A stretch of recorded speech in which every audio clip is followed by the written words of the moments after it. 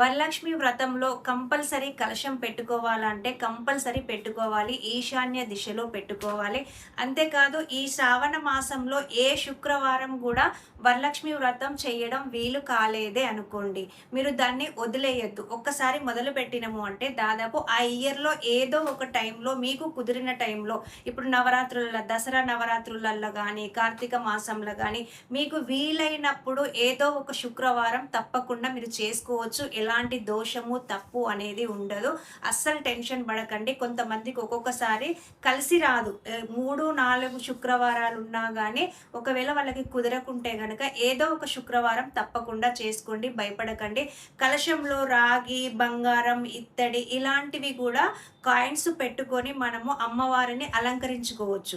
లేదు మాకు అవన్నీ కాదు అంటే జస్ట్ 1 రూపీ కాయిన్ మీరు ఒక కుడుకలో మనము పసుపు గౌరమ్మ చేస్తాం కదా, ఆ పసుపు గౌరమ్మ పక్కన ఈ 1 రూపీ కాయిన్ మీరు పసుపు కుంకుమ గంధంతో అలంకరించుకొని కూడా పూజ చేసుకోవచ్చు. ఎలాంటి తప్పు లేదు.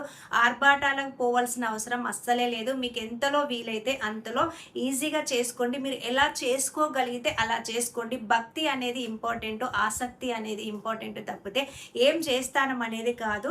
సో తప్పకుండా మీకు మంచిగా జరుగుతుందని కోరుకుంటున్నా. ఇలా చేసుకోండి. మరి ఇలాంటి మంచి మంచి చిన్న చిన్న వీడియోస్ కోసం మీరు నా ఛానల్ని like, share, comment and subscribe చేయడం అస్సలు మర్చిపోవద్దు.